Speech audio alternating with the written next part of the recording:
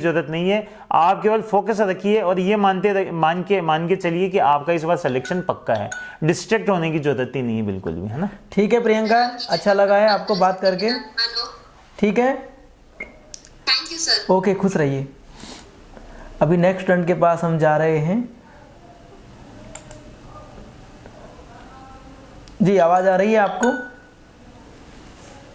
श्वेता जगरवाल जी, श्वेता जगरवाल सुन पा रहे हैं बेटा आप? आवाज आ रही है आपको?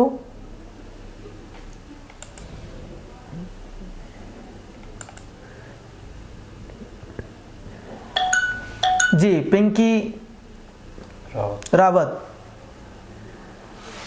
पिंकी रावत, आपको आवाज आ रही है बेटा? जी सर, नमस्ते सर। नमस्ते पिंकी जी, बताइए।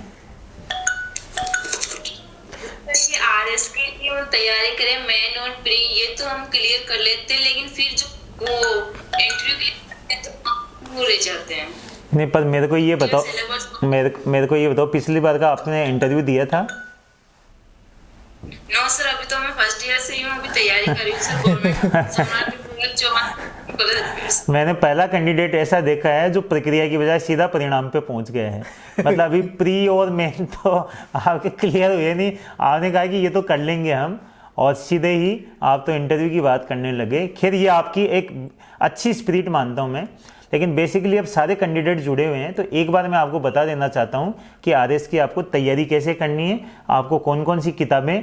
मैं वैसे किसी गाइड या कोई पब्लिकेशन को सपोर्ट नहीं करता, मैंने खुद की तैयारी खुद से ही की है, लेकिन फिर भी यदि आपको कोई स्टडी मटेरियल कहीं से मिल जाता है तो कोई बुराई नहीं है। मैं कोचिंग को भी बुराई नहीं मानता, मैं नहीं कहता कि कोचिंग भी बुराई है, क्योंकि पढ़ाई लिखाई कभी बुराई हो ही नहीं सकती।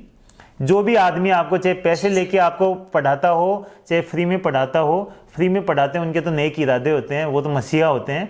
बाकी पैसे लेके भी यदि कोई पढ़ाता है तो भी वो आपको कोई ना कोई कैरियर काउंसलिंग कर ही रहा, आपको दिशा दिखा रहा है, तो आप वो भी पढ़ सकते हैं, उसका कोई इश्यू नहीं है। मैं सबसे पहले अभी मैं आप बच्चों के लिए वो कर रहा था कि इन बच्चों को क्या बताया जाए। देखो, आपकी जो सबसे पहले प्री एग्ज़ाम का मैं आपका पूरा सिलेबस लेके बैठा हूँ। आपके 200 नंबरों के और 150 क्वेश्चन आते हैं।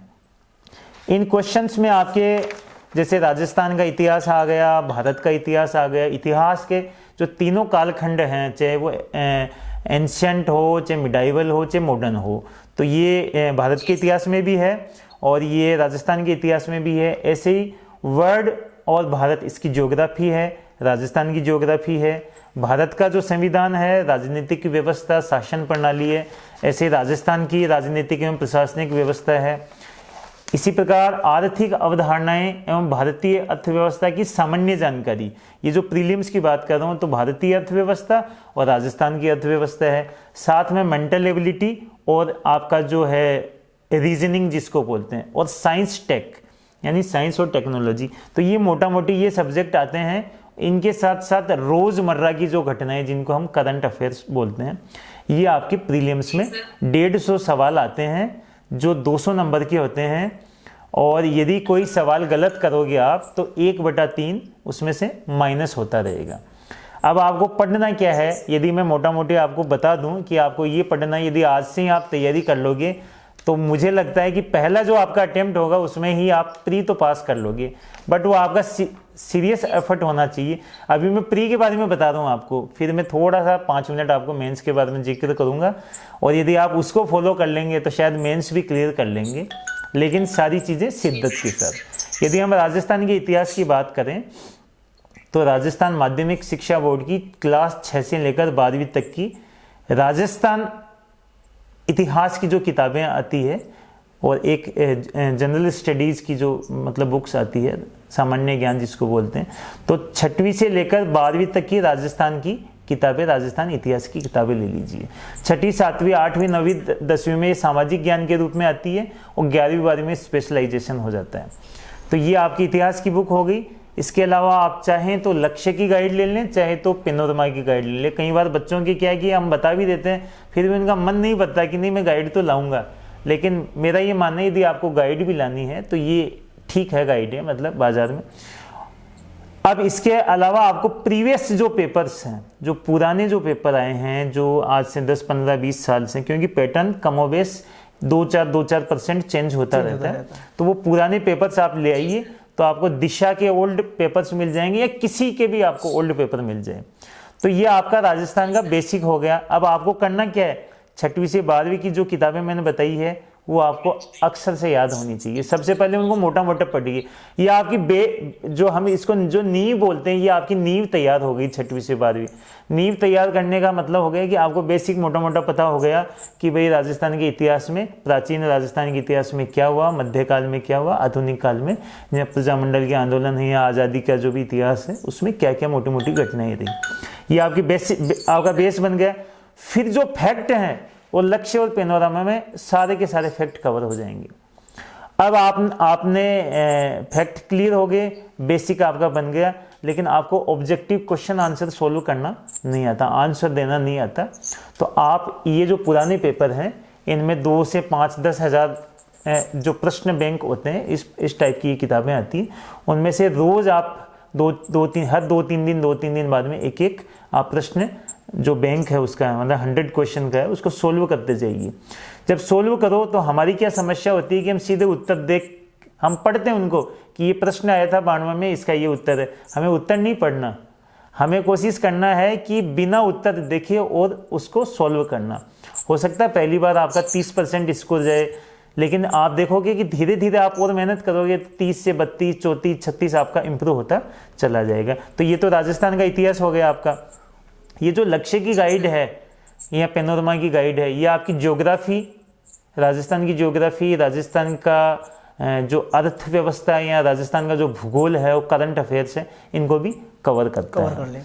अब हम भारत के इतिहास की बात करते हैं। भारत के इतिहास के वही, उसमें भी आपको बेस बनाना है, तो आपको एनसीईआरटी की किताबें पढ़नी है। सबसे पहले एनसीईआरटी की 6वीं से लेकर 12वीं तक की इतिहास की आप पुस्तकें खरीदिए, उनको पढ़िए।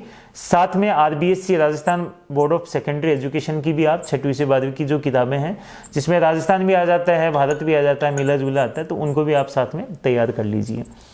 इतिहास, चूंकि मैं एक इतिहास का विद्यार्थी रहा हूँ, इतिहास में बहुत सारे लेखकों ने, क्योंकि इतिहास राइटिंग की भी अलग अलग स्किल है, कोई मतलब अलग अलग विचारधारा हैं, जेएनयू के अलग हैं, या जो हमारे जो सो कॉल्ड मतलब राष्ट्रवादी जो लेखक हैं उनके अलग हैं। तो मैं ये आपको कहना चाहूँगा कि चूँकि हम यूपीएससी की भी तैयारी करते हैं और आरपीएससी की भी तैयारी करते हैं, तो टीच योर सेल्फ एक पब्लिकेशन आता है, तो टीच योर सेल्फ की आप एंशंट, मिडाइवल, मॉडर्न और वर्ड यदि मिले तो उनके छोटे छोटे गुटके आते हैं, ज़्यादा भी नहीं आते हैं, 200-250 पन्नों के उनकी किताबें आती है, तो उनको आप पढ़िए। वो एक्चुअली यूपीएससी बेस्ड पैटर्न होता है, यानी यूपीएससी की परीक्षा को ध्यान में रखते हुए और एनसीईआरटी बेस पर उनको तैयार किया हुआ है, तो आप उनको खरीदिए।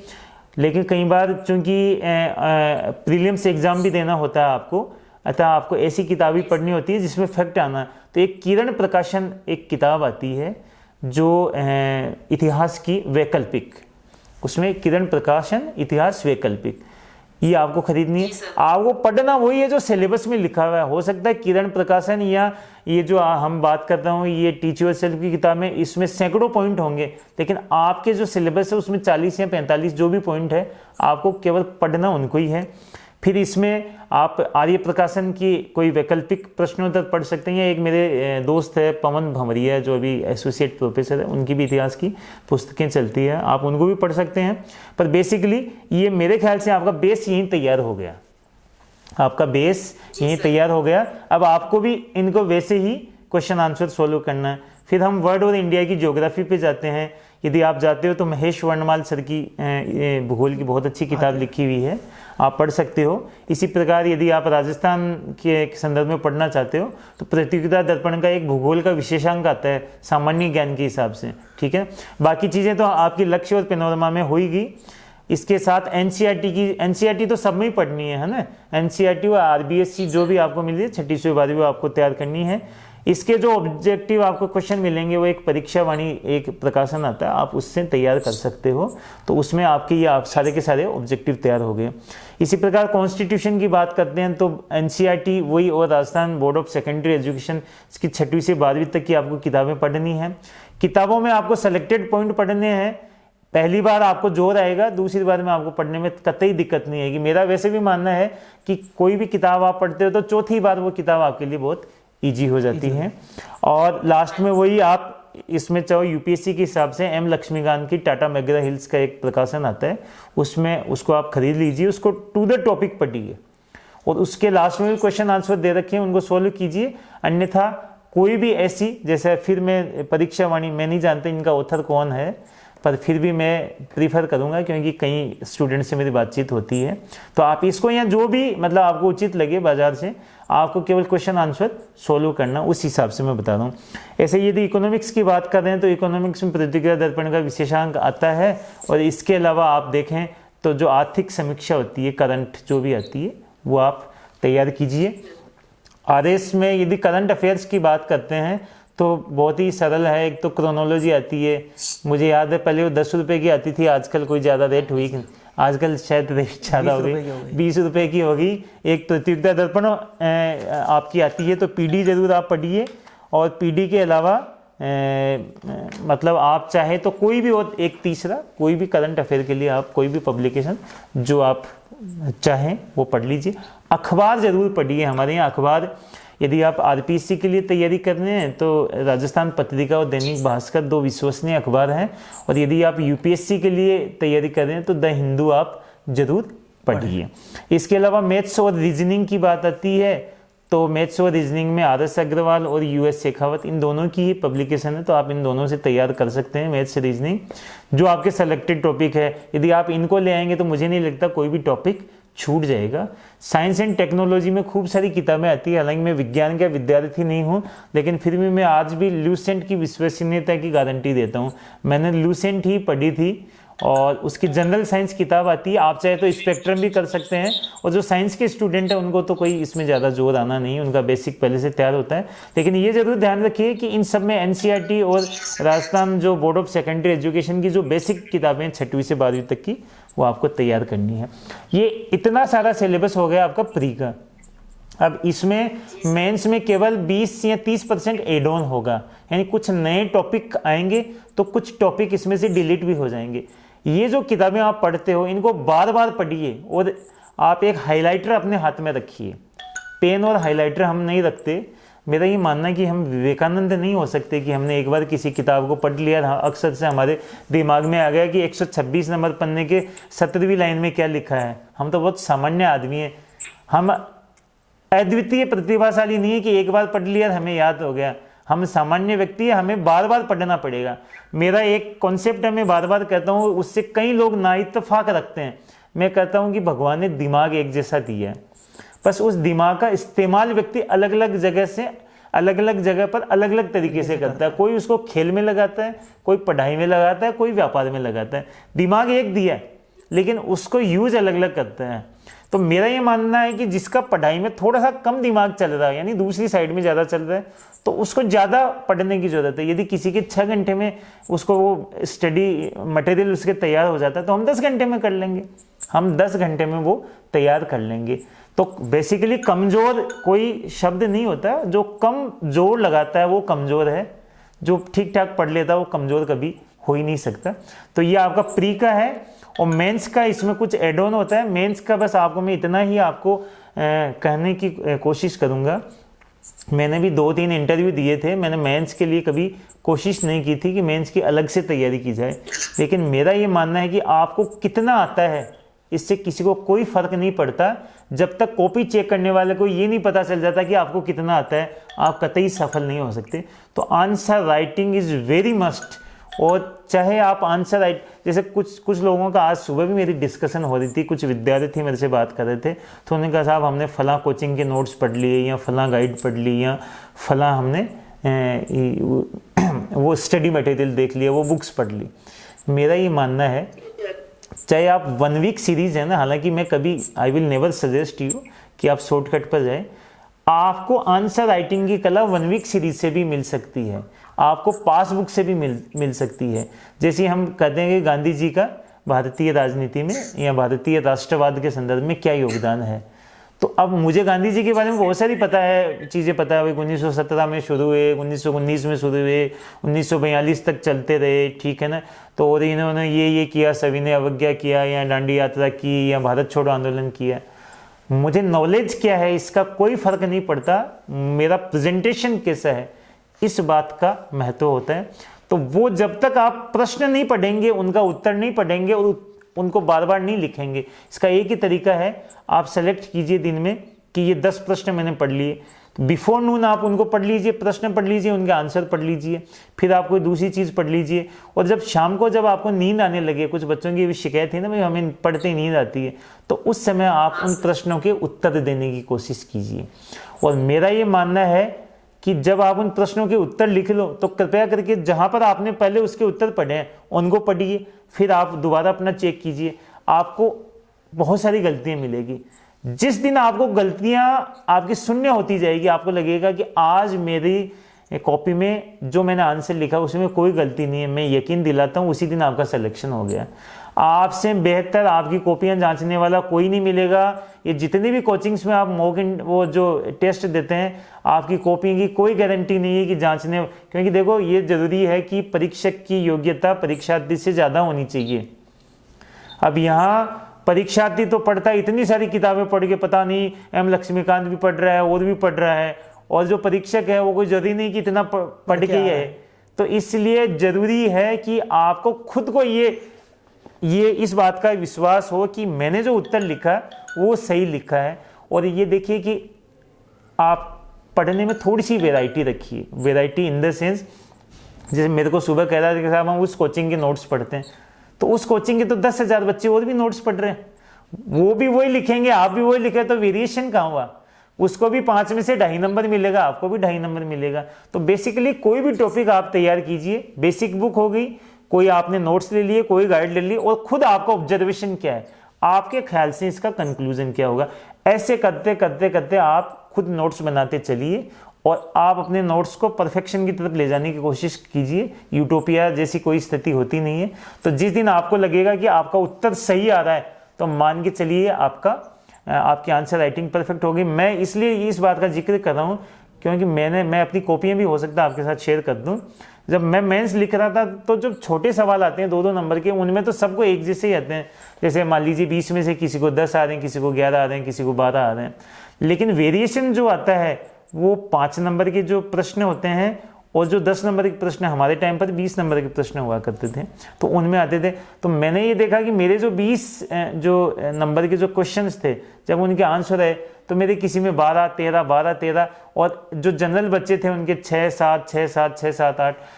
मैं अपना उदाहरण इसलिए दे रहा हूँ, मेरे साथ और भी खूब सारे सिलेक्टेड, उनके भी ऐसे वेरिएशन, तो यहाँ वेरिएशन आ जाता है। और ये मेजर वेरी कर जाता है कि उनके, जैसे मान लीजिए 800 नंबर के अभी जो मेंस में पेपर है, तो जैसे मान लीजिए छोटे प्रश्न आ रहे हैं जैसे 300 नंबर के, तो 300 में मान लीजिए किसी के 150 आ रहे हैं, किसी के 120 आ रहे हैं, किसी के 100 आ जाएंगे।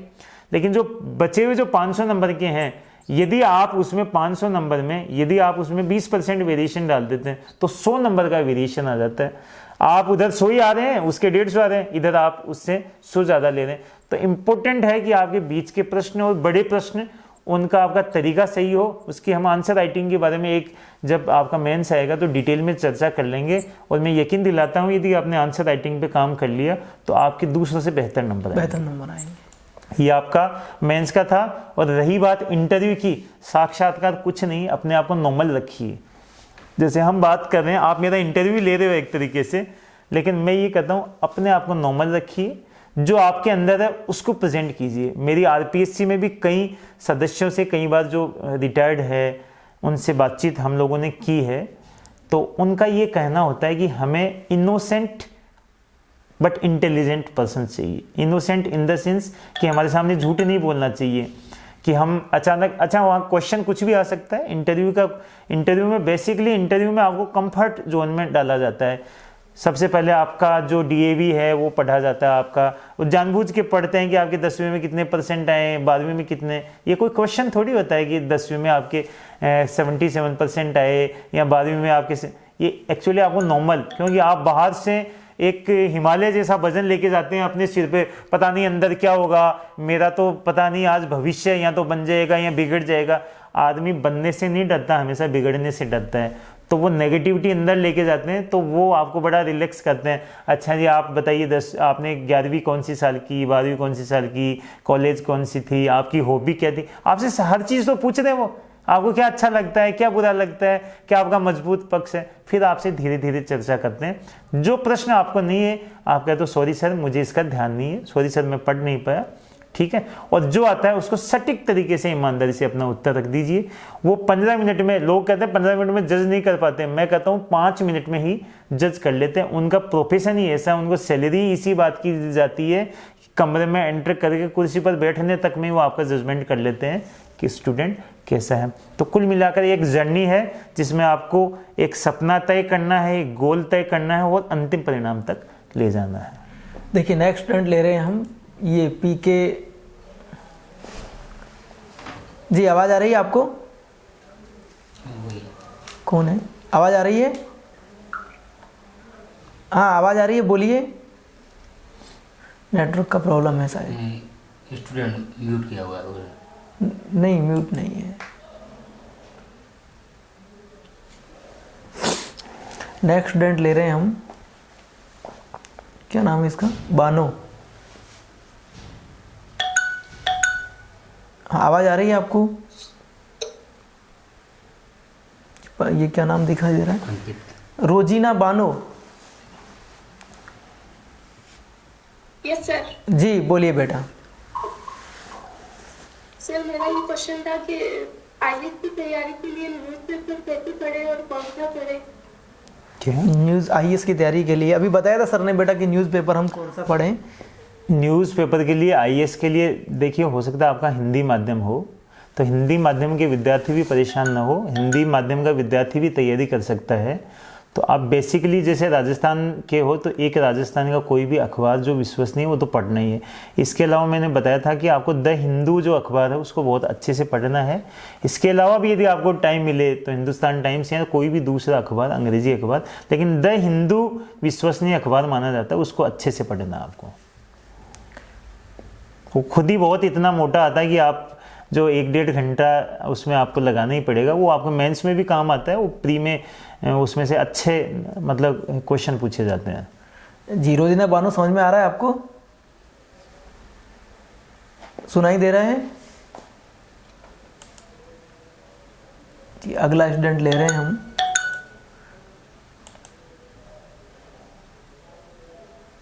जी प्रिया कुमारी, एमजी कॉलेज। आवाज आ रही है आपको?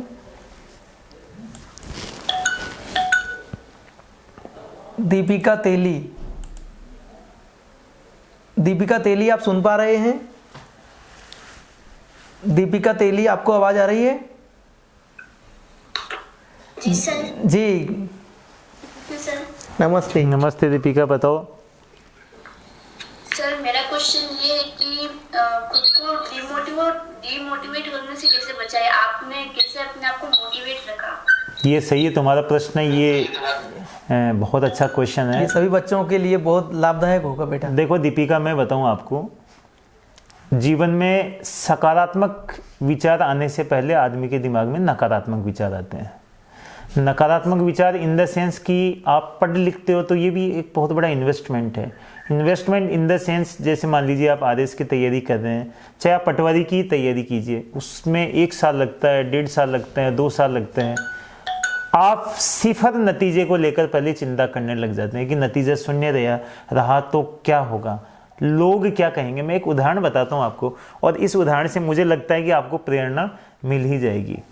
मैं जब अपने गांव में जब तैयारी करता था, मेरे चौथा अटेम्प्ट में मेरा आरएस में हुआ था, तो एक बंधु मेरा ऐसा था, मेरा इतना बड़ा शुभ चिंतक था, जो ही परिणाम का उसको पता चलता भाई ये सर का इस बार नहीं हुआ, तो मेरे को फ़ोन करके कहता अच्छा इस बार नहीं हुआ आपका, तो मैं बड़ा डिमोटिवेट हो गया। दूसरी बार उसका फिर आया, उसी समय वो बंदा इतना परफेक्ट था कि जब मेरा नेगेटिव आता था, अच्छा साइड में मैं दूसरी तैयारियां कर रहा था। मैं राजस्थान पुलिस में सब इंस्पेक्टर भी सेलेक्ट हुआ था, मैं एजुकेशन में खूब सारी सर्विसेज मेरी लग गई थी, ठीक है। इधर आरएस में भी हर बार मैं जा रहा था, लेकिन मनवांछित मेरे को कभी पोस्ट नहीं मिली, तो मैं उसको सिलेक्शन मान ही नहीं रहा था।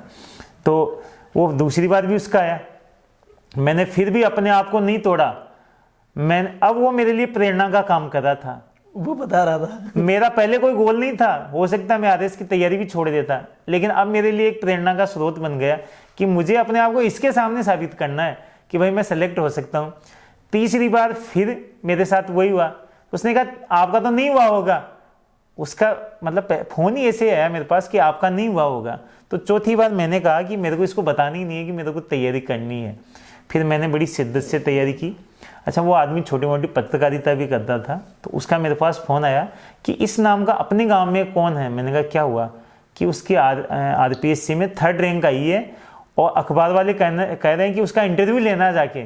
मैंने कहा अब तू आ जा यार, अपन बैठ के बात करेंगे। मैंने कहा वो मैं ही हूँ वो मैं ही हूँ। तो ऐसे यदि कोई नेगेटिव थॉट आते हैं तो यकीन मानिए वो आपके लिए प्रेरणा का काम करेंगे। आप अपने आप को तय कर लीजिए। एक तो कभी भी अपने आप को कमज़ोर मत समझिए। मैंने आपको कहा ना कि अपना सपना बड़ा रखिए। यदि आप कलेक्टर की तैयारी करोगे तो कंडक्टर तो बन ही जाओगे, लेकिन भाग्य और मेहनत बदस्तूर आपकी मतलब बराबर जारी रही तो कलेक्टर भी बन जाओगे।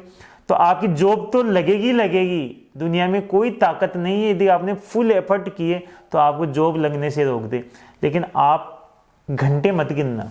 समस्या क्या होती है, मैंने बहुत इसको अच्छे से अनुभूत किया है और बहुत सारे बच्चों से मैं जुड़ा रहता हूँ, इसलिए मुझे पता है कि वो बच्चे ये तो कैलकुलेट करके बता देते हैं कि हम शाम में सुबह 5 बजे बैठा था पढ़ने और 9 बजे तक बैठता था, लेकिन वो पढ़ा कितना, गुण मतलब उसमें क्वालिटी उसने कितनी इंश्योर की, ये आपके ऊपर है। तो आप ये देखिए, यदि आपका मन नहीं लग रहा हो तो एक बार आप उसको घंटे आधे घंटे के लिए ड्रॉप कर दीजिए।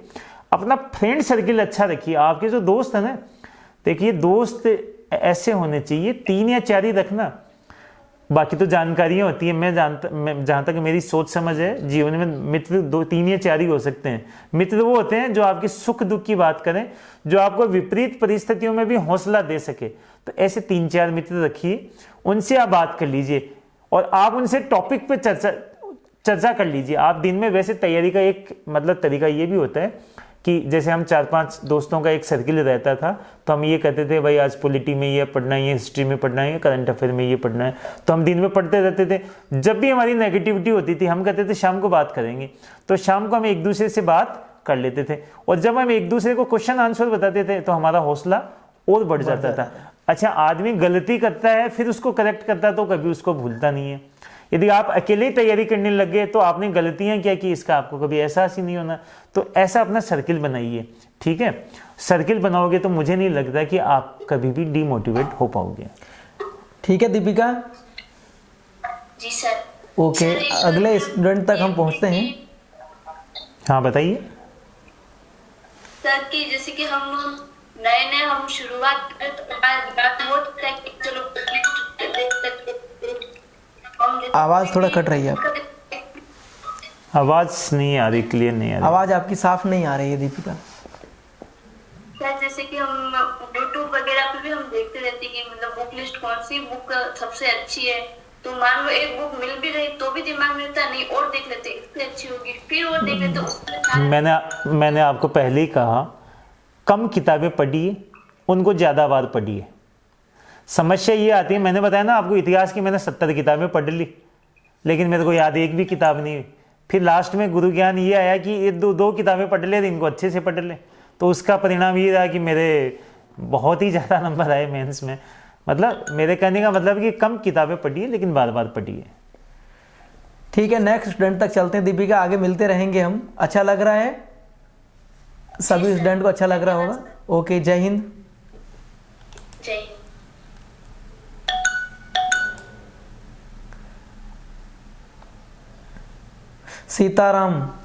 सीताराम जी से बात करते हैं।